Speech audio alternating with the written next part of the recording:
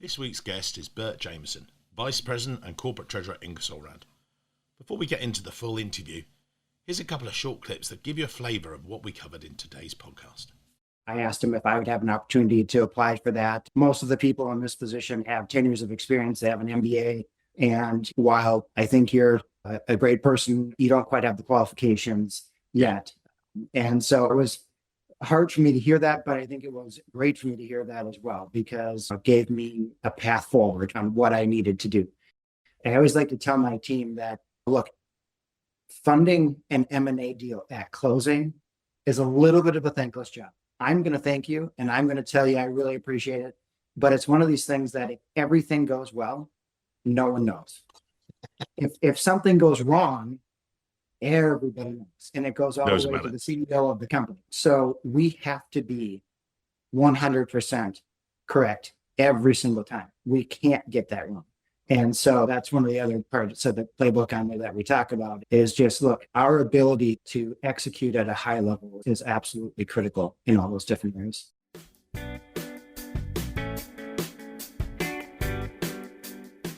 Welcome to this week's Treasury Career Corner podcast, where I interview Treasury professionals about their Treasury careers. Each and every week, I'll talk to treasurers about how they built their careers, where they are now, where they see both themselves and the Treasury profession going to next. Let's get on with the show. In this week's show, I'm joined by Bert Jameson, the Vice President and Corporate Treasurer at Ingersoll Rand. Ingersoll Rand are a global provider of mission-critical flow creation and life science and industrial solutions. Driven by an entrepreneurial spirit and ownership mindset, they're dedicated to making life better for their employees, customers, shareholders, and the planet. But I'm going to get Bert to explain a little bit more about the company later on in the show. Bert, if you would, we were just talking before the show, take us through your career, how you first started finance, then treasury, and obviously, well, you looked at tax, but then you came back out of that. So back to you, sir. Yeah, no, thank you, Mike. Pleasure. So I started my career in accounting, as you mentioned, and kind of specifically in the tax area, and spent quite a few years in that accounting and tax area. But I kind of recognized early on that I had a passion for financial markets. At first, I thought I wanted to be a trader, actually get on a trading desk. But I'll talk about that later, that I realized after getting a little bit of taste of that I was not trader material. But I recognized that I wanted to get into financial markets. And at the time, I was very young, early in my career, worked at Cargill, actually got on the phone and called the assistant treasurer of Cargill. Didn't really have any sort of sense of any hierarchy or anything like that. He was very gracious to have lunch with me. And we had a really great discussion. He actually had an opening in his area, which was select group of advisors that worked with the treasurer and the CFO of Cargill. And I asked him if I would have an opportunity to apply for that. Most of the people in this position have 10 years of experience. They have an MBA. And while I think you're a great person, you don't quite have the qualifications yet. And so it was hard for me to hear that, but I think it was great for me to hear that as well, because it gave me a path forward on what I needed to do. So I went back to school, went back to grad school, and got my MBA, eventually got an opportunity to work in Treasury in the accounting area, but it got my foot in the door, and worked in the accounting area for a couple of years. And after those couple of years, there was... And can you explain who Cargill are for this? As most people will know, but in case they don't, global. Yeah, Cargill is one of the largest, they kind of flip-flop between being the largest and second largest in the world. They are really a company that I won't even say it's an egg company, because it's so much more than that. They essentially are involved in anything that kind of hits the kitchen table. To give a simple example, if you sat down to a dinner table with your family and you looked on there, almost everything on that table, Cargill probably touched. Whether it was the vegetables that you have on there, or the corn syrup that goes into any of the sodas, or anything else that you'd have on the table, your meat that you have on the table. And so Cargill is a extremely large global private company. At the time I was there, they had about 70 business units. I'm not sure how many business units they have now, just in a lot of different businesses, whether it's food businesses or grain origination or trading businesses or risk management businesses. They were involved in a lot of different areas, which for somebody like me being young, great opportunity to be able to move around within Cargill to a lot of different areas and get some great exposure. And you came in for accounting there, but you then got into Treasury. Given it was a global company, what was that like for you? Again, relatively early in your career, but you were supervising a couple of accountants, truly diverse global company. It was quite unusual as well, quite early on in your career. Yeah, it was. And to be honest, it's a little overwhelming too, because you think of something that's global and it's just this massive open space that you have, and it can be a little bit overwhelming. But I had some great mentors and coaches within the team that helped me in my career. And the controller at the time, she really viewed the Treasury accounting team as a true global team and wanted people to go and travel to other locations to be able to experience that. And so we had hubs in Minneapolis, we had a hub in Singapore, we had a hub in Cobham, England. And so I got an opportunity to go over to Cobham for a week, a couple of different times, to really just sit with the team and to just understand, because each one of the teams did something a little bit different. The long-term debt was kind of managed in the US. The short-term debt and commercial paper program was managed more in EMEA and in Cobham. And so getting a chance to go over there and just meet with the team, sit with them, and really understand what they do helped me understand what we do globally as a team versus just kind of what I was doing specifically in the US. And then your career at Cargill, which a lot of people stay in accounting for a number of years and do that, but you then, actually physically moved it into corporate treasury advisory. And then talk us through that, because again, you and I spoke about the GE, for instance. When you go to GE, you tend to move around a lot.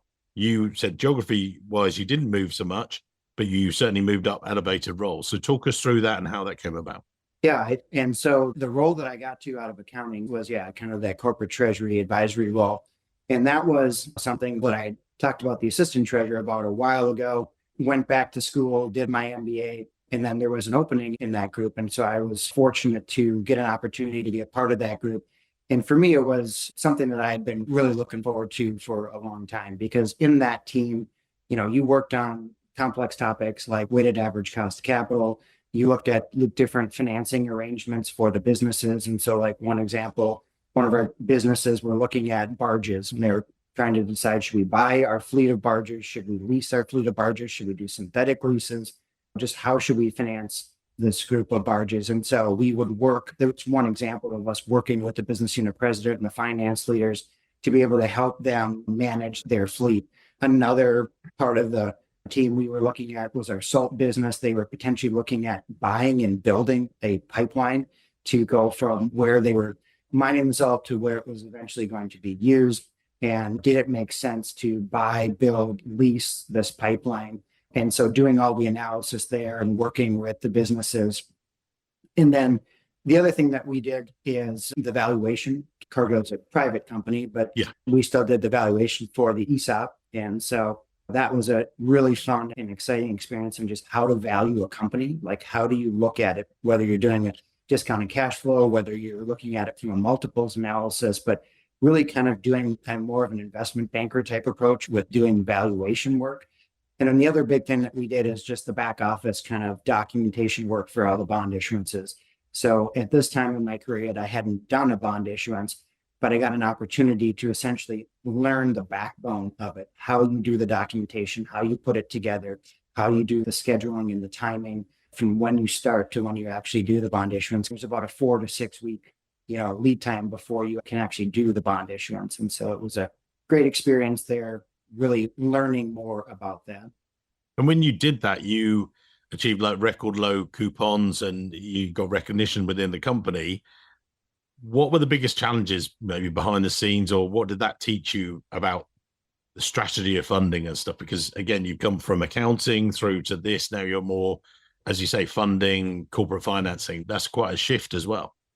Yeah, it is. And I'd say, honestly, at that point, I wasn't getting as involved in the strategy part of funding at that point yet. But what it did help me really understand is just what you need to do to get yourself prepared as a company to be able to do a debt issuance. From when you do build your strategy and you decide, all right, we're going to go either refinance a piece of debt or we're going to put a new piece of debt on, you have to then get everything coordinated to understand who your bankers are going to be, who your leads are going to be, and kind of looking at your league tables and your relationship banks that you have and who's going to participate in there.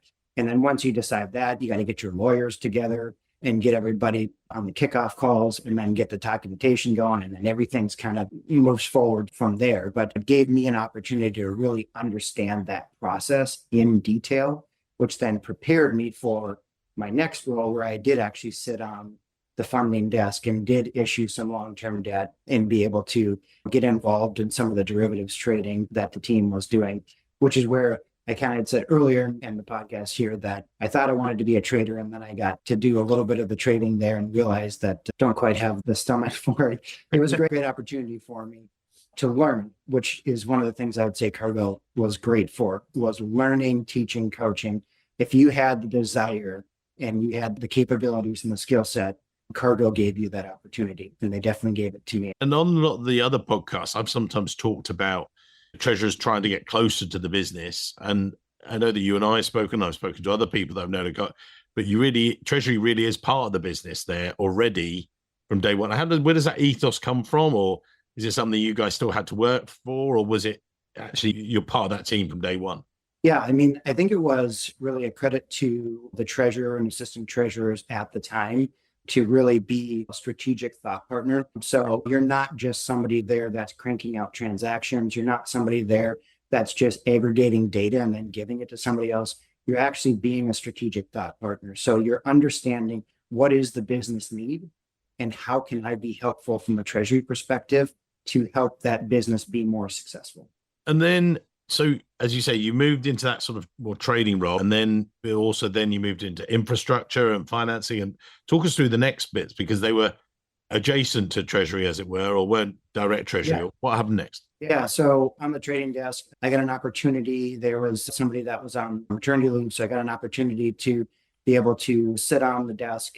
These treasury individuals would go out and actually start working on the strategy. If you're going to have your debt portfolio, taking a look at weighted average maturity and understanding, are you going to issue short-term debt, are you going to issue long-term debt, fixed, floating, US dollar, non-US dollar, and does it qualify for net investment hedge accounting, and really kind of getting into all of that different type of activity than I had done previously, which for me, it was exciting, eye-opening, nerve-wracking, because when you're actually issuing the long-term debt, you're in the market. And even though I wasn't the leader at that time, we had managers. So I was just an analyst on the team with the managers that were kind of leading in. And so I was participating in it. But we all wanted to be successful. We wanted to have Cargill be out in the market and have successful issuances, because that was Cargill Treasury team. I still think this today, I'm probably biased, but they were the gold standard. And I was really fortunate to be a part of a lot of different teams in there, and just their approach to how you do a debt issuance, their approach to how you manage the debt portfolio with derivative overlays to be able to swap your debt from fixed to floating or floating to fixed, or to be able to do cross-currency swaps if you're not doing a natural issuance in a currency or direct issuance in a currency, who I am today and the treasurer that I am today. And so it was a great opportunity for me to really dive headfirst and to really learn a lot of complex topics. At the time, we did a debt exchange, which is different than just doing a normal debt issuance. You're essentially exchanging debt that's out in the market for new debt. And so going through the tender process that we did and actually doing a new debt issuance at the same time was really fun and exciting analysis, something new that I learned with working with the banks. And it was at the time the largest offering that Cargill had done, because I think it was a little over $1 billion. So it was a significant activity that we did, and it was just fun to be a part of it. And then you moved through these sort of strategy M&A roles, and then you were in finance, and then you came back to treasury. Maybe talk us through that. Yeah, so got an opportunity within Cargill as well, left treasury and went into the enterprise business development team. And in that team, they were I'll call it investment bankers for the food businesses. And so Cargill had a bigger group called SBD, or Strategy Business Development Group. And they did it kind of for all the big acquisition deals and for some of the other businesses that Cargill had. But this enterprise development team was specifically for the food businesses. So I got an opportunity there to work on strategy and acquisitions. And so our team would work with the businesses if they wanted to develop a new product, or if they wanted to go into a new part of the world, new region in the world, we would work with them on the strategy to understand, okay, what is their business today? What do they want their business to be in the future? Looking at the total addressable market, looking at kind of the opportunity that they potentially have there, doing all the analysis around it. And what that did is really helped Cargill leadership has the business earn the right to grow or to take on this new strategy. And so it was a fantastic opportunity for me to really get into the strategy side of things because I hadn't had any experience prior to that. The team also worked on acquisitions. And so we, again, acting as kind of like the investment bank, we did everything. So we helped the business do either a letter of intent or a memo of understanding with the target to be able to say, hey, we want to engage in a transaction with you. We would do prelim due diligence, detailed due diligence, critical issues list. We do the valuation work on the particular target to understand what we see the value is and how much we should purchase the company for, put together the negotiation strategy. What is your walkaway price or walkaway considerations that you have for this particular acquisition, all the way to closing. And so it was another fantastic opportunity that I got to be able to see something that not a lot of people get to see unless you go work in an investment bank, to be able to see an acquisition start to finish. It's unusual, as you say. It's sort of, when I've talked to people like that, they, as exactly as you say, you've gone Treasury. Oh, I'm going to work for an investment bank, see a lot of the deals. And you get that a lot when I talk to treasurers, sometimes in Europe in particular. Maybe they've started in banking, gone into Treasury, gone back into banking, and then they bounce back after they've done this. But you're under that Cargill banner. But you did a number of years at Cargill, and then what came next? Or talk us through the next move, sort of. Yeah. So after Cargill, got an opportunity to go work for a brand that I actually personally enjoyed, Buffalo Wild Wings. I love it too. Love chicken wings and go watch sporting events and have some wings. And so had met with the CFO at the time, and they were looking for someone to kind of come in and do kind of more cash management. And I told them that if you want somebody that can come in and really kind of build a treasury organization, because at the time they had a few people, a few accountants that were doing cash management work, but there wasn't a treasury team.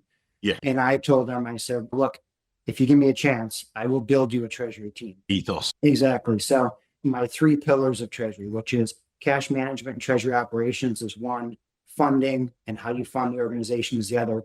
And then the corporate finance is the third pillar. Corporate finance is really just, in my opinion, how are you going to help the organization best spend their next incremental dollar? And so that's where it ultimately brought me on the organization. And at the time, Buffalo Wild Wings had no debt on the books. And so what I really spent a lot of my time in the beginning on was just really putting together a capital structure, because they were a public company. They were doing no dividends, no share repurchase, no debt on the books. An activist investor can see that and see that's a really good target for financial engineering. I spent the time that I had over there really putting together a revolving credit facility to be able to go out and do some share repurchase and really get the capital structure right sized. And it was a great opportunity on just really building a treasury organization from the ground up, starting from scratch. And again, it was a little scary, a little overwhelming because you're building something from nothing, but it was a fantastic experience. So you've been in food businesses, and obviously Cargill over all of that and things, gone into Buffalo Wild Wings, and then Winnebago's. And talk us through that. What was the shift like for you, again, in terms of industry maybe as well? Different drivers, did you think? Yeah, it was very interesting. Being in the restaurant business at Buffalo Wild Wings, it was discretionary spend, but it wasn't as discretionary as RVs and Winnebago, right? Because when I started there, they had kind of told me that, look, in our industry, there isn't a gradual decline. It's either the economy is doing well and people are buying RVs, or the economy isn't doing well and people just stop buying RVs.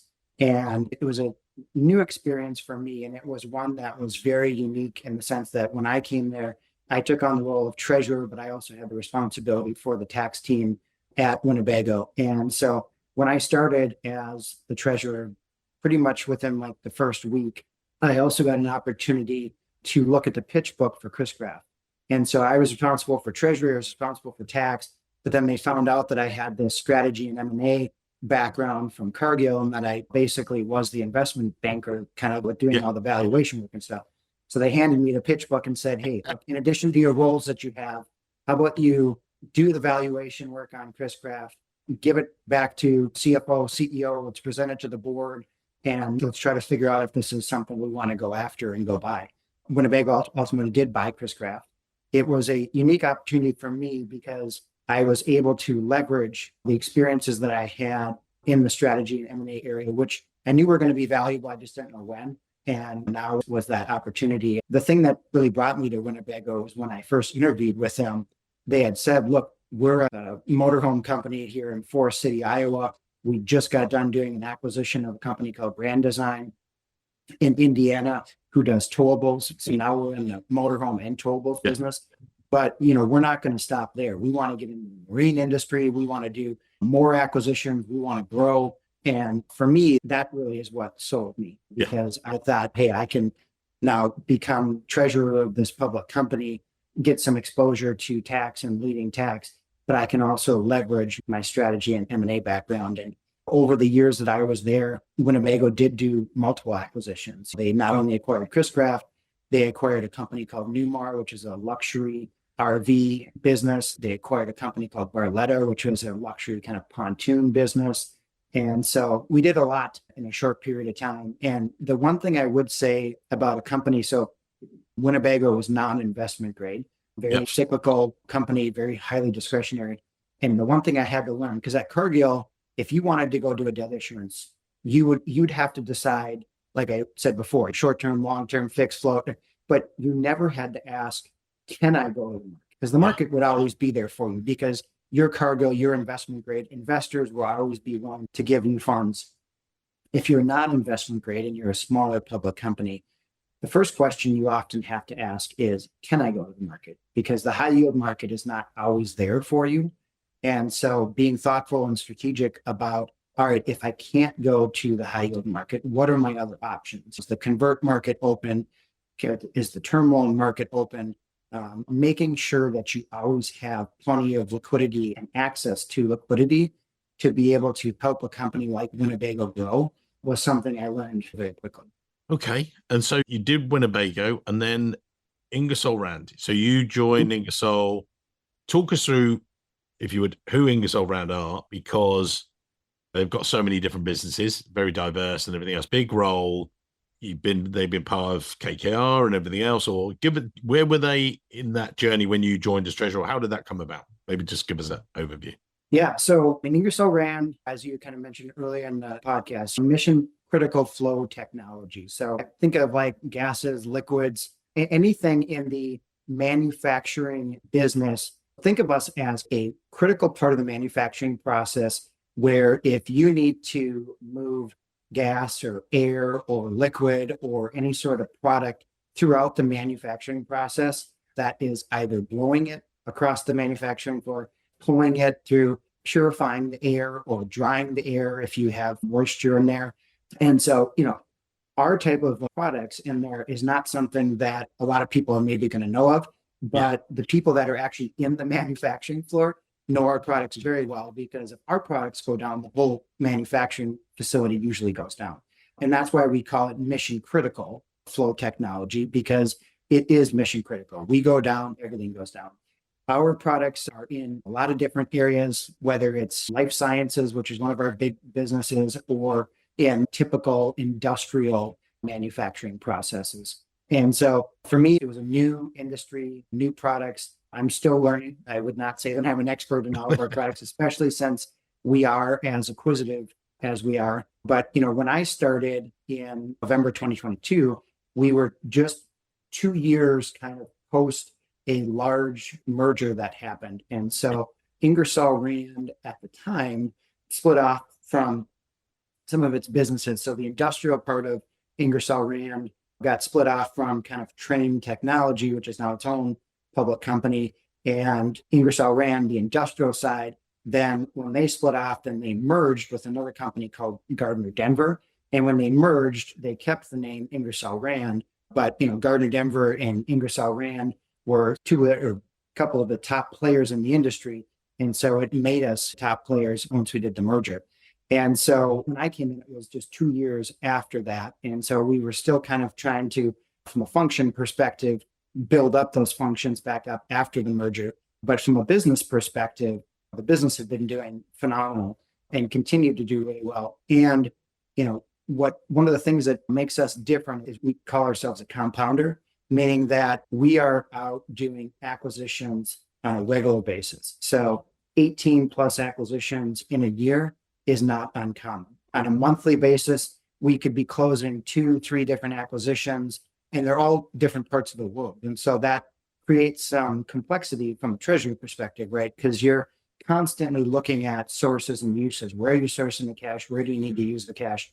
And so we spend a lot of time on the treasury side of things, really trying to make sure that we are positioning our funding appropriately so that we can obviously then execute on those acquisitions. And you and I talked before, it's not just the funding. We'd had Nolan Saltvet from Lime, but in one of his previous roles at API, he was going through a similar thing with actually a smaller team, but had his playbook. And is that essential to it? You've got your playbook and, right, this acquisition comes in, this is how we're going to do it. Because obviously each of those, as you say, different part of the world, different size of company, different functionalities or different stages as well. What's that like for you, except for spinning your head all the time? Yeah. I mean, the playbook is critical, right? And so we didn't have the playbook from the start when I started, but we quickly realized that the playbook is critical. So there was a certain number of things that we would always be looking at: pre-closing, closing, and post-closing, right? So pre-closing, we were looking at, do they have any debt on the book? Do they have any trade finance instruments? Do they have any derivatives that are on the books? What are their banks? Listing out all the different banks that they have, and are their banks integrated with their ERP systems? And so we said, right, let's just get the playbook down. Let's get the checklist down to be able to say, all right, these are the things we're going to ask no matter what we're requiring.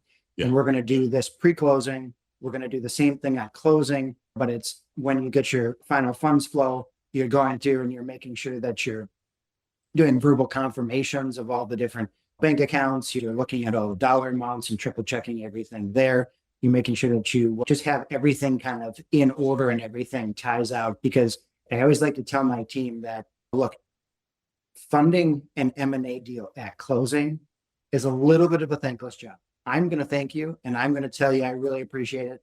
But it's one of these things that if everything goes well, no one knows. But if something goes wrong, everybody knows. And it goes all the way to the CEO of the company. So we have to be 100% correct every single time. We can't get that wrong.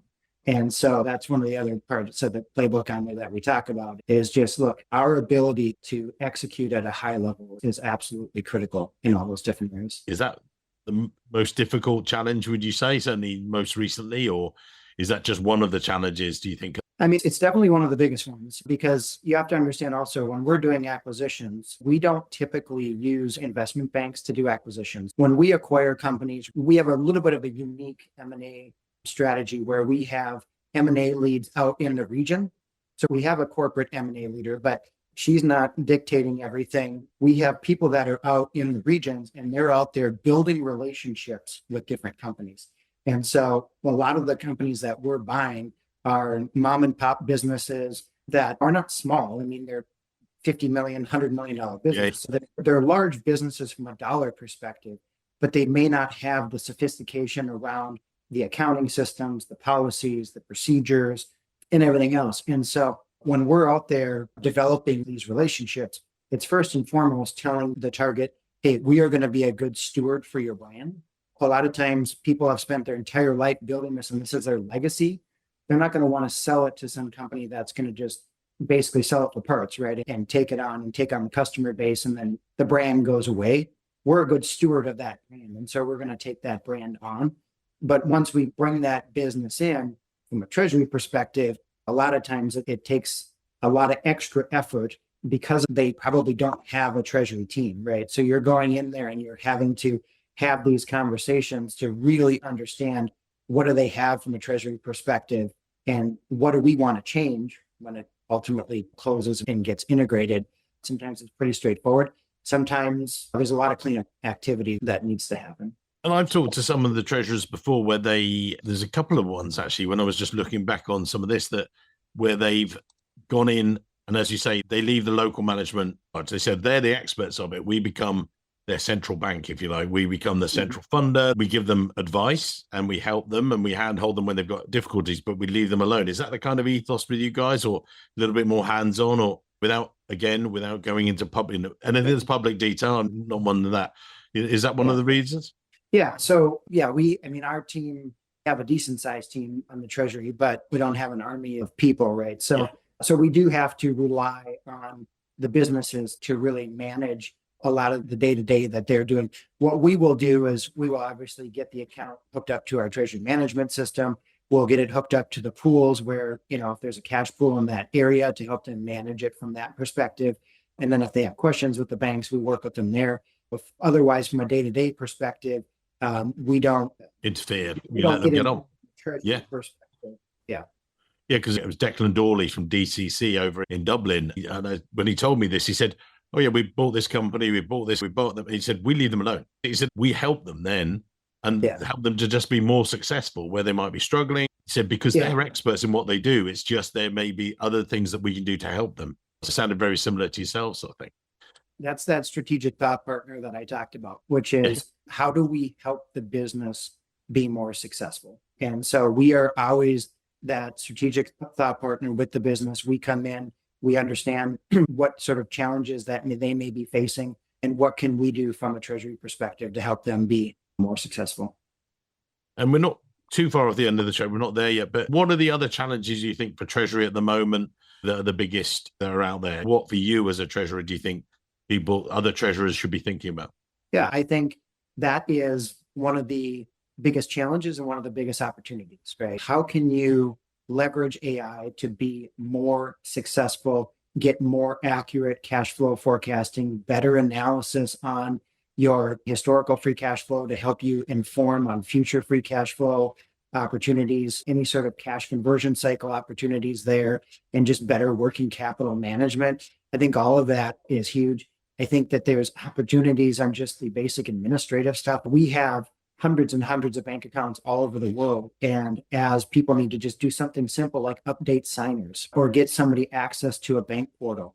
If you have hundreds and hundreds of bank accounts, we don't have hundreds of people on the Treasury team, right? So how do you leverage something like AI to be able to better manage that? But then the challenge that comes with that is then the security part of things. I think treasurers are inherently risk averse. And so anytime you're leveraging AI and it has access to all of your banking information, there's just a lot of risk around there that I see that just hasn't been fleshed out yet. And so I think that before we really start to be able to leverage AI, there's some things you can do right now with just working on spreadsheets and stuff that you can use AI to help optimize your data analysis and how you synthesize information. But I think the bigger opportunity that's out there is probably still going to take a while. And you've made this shift, if you like, you've gone all the way from accounting, treasury advisor, if you like, at Cargill. What are the inflection points, if you like, when you were doing that? What's accelerated your career? Or again, if someone's listening and said, wow, what were the things that you did? And again, if you're a listener today and you said, right, they listen to it, oh, I should do that.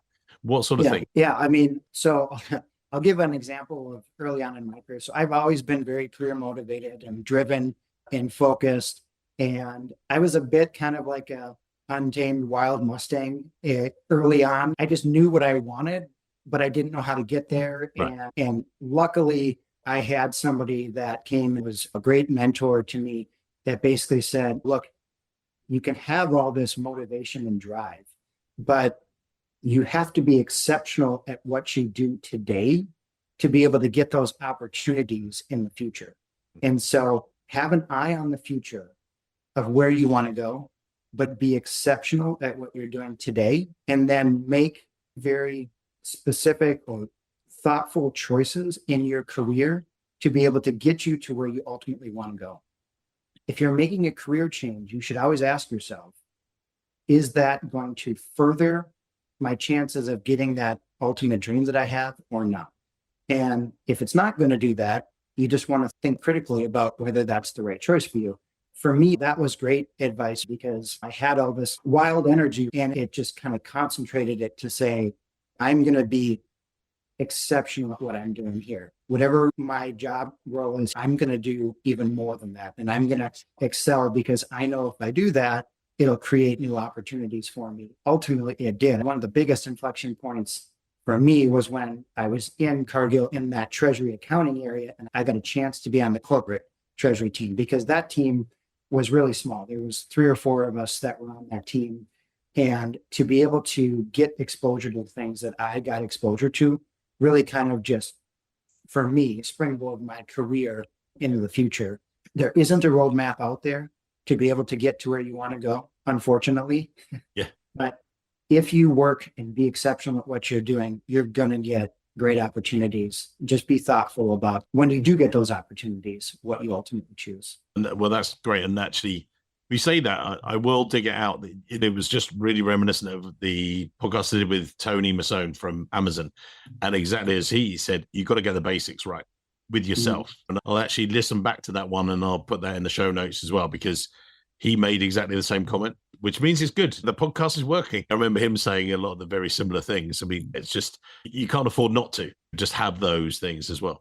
Okay. Any advice before we stuff not LinkedIn yet? What advice would you give to other Treasury professionals? Getting the basics right. But, if there are other things that you thought on that way to senior leadership, because you did the Cargill experience, but then I'm recognizing Winnebago or World Wings, then Winnebago. So you've taken some deliberate choices. What other things would you say? Yeah. One of the big things I would also say, and I tell anybody, young person on my team, is don't let the job description define who you are or who you can become. And what I mean by that is, I'm not saying go and do things that are way outside of your area of responsibility. If you have specific things that you're working on, especially early on in your career, you're going to have specific tasks that you are doing. Don't let that define who you are. Think about what that task is, why you're doing it, and is there a better way to do it, or is there a different way to do it? Or do we even need to be doing it at all? So don't let the job description define you in the sense that be thoughtful, be inquisitive, and ask a lot of questions. Those are the times when you actually get really good experiences. You're going to learn things because the experiences are things that no one can take away from you. The more experiences you have, the more questions you ask, the better you're going to get with kind of building that base of basics that you kind of talked about. That's gold. That's great. I mean, and so we will put your LinkedIn details in the show notes. So I know there'll be lots of reach outs and things like that. But takeaways from today's show, and that again, as we address it each week, for more junior folks, maybe mid-level, more senior, any of those kind of different levels, any advice you give those people? Yeah, I would say for any of the managers or more senior folks, be a coach, be a mentor, be someone that can be impactful on someone's life. When I think about my career, I didn't go to a fancy university. I didn't get a lot of the doors open to me that I would have wanted to. I had to pound down doors to be able to get in versus having doors be open for me. And so I go out of my way to make sure that I meet with everybody on my team, whether it's manager down to analyst or director, it doesn't matter. I meet with everybody because I want to make sure that everybody gets an opportunity to be successful. And that's what I would really encourage managers and leaders is don't forget about when you were young and giving somebody the opportunity, because giving them 5 minutes, 10 minutes can be so impactful and so helpful in their career because your words matter and they're listening. And for younger people, I would say just seek out those opportunities, right? Seek out people that can help give you advice. When you're early on in your career, you're not expected to know a whole lot. So ask a lot of questions, seek out mentors, seek out people that have been there and done it and can give you advice. And a lot of times those people can really help you navigate your career. Because like I said, there's no right way, there's no wrong way to go through your career. There's no path, but having somebody there that can provide guidance and coaching can really be valuable. Amazing. Great takeaways. I'm going to leave it there because, yeah, that's podcast gold. Thank you very much, Bert. That's been lovely to catch up with you and looking forward to seeing you very soon in the future. Thank you very much. Sounds good. Thanks, Matt. Before you finish today's show, a quick reminder. You can earn CTP credits just by listening to the podcast. Listen to the show, take a short online quiz, pass the quiz, got to do that, And then we'll send you CTP credits. This means you can recertify, which I know you have to do every 2 years. And lots of people do it. It's so convenient. They do it whilst they're commuting. They might be at the gym, walking the dog. We're there to help you. It's designed to fit around you and your real Treasury jobs, not add more work to it. If you're already listening, you might as well get the credit for it. All you need to do, head to the episode page, take the quiz, and as I say, as long as you pass, we will send you the CTP credits. I know, it's all part of the service. Thanks again for listening. We appreciate your support. I'll see you soon.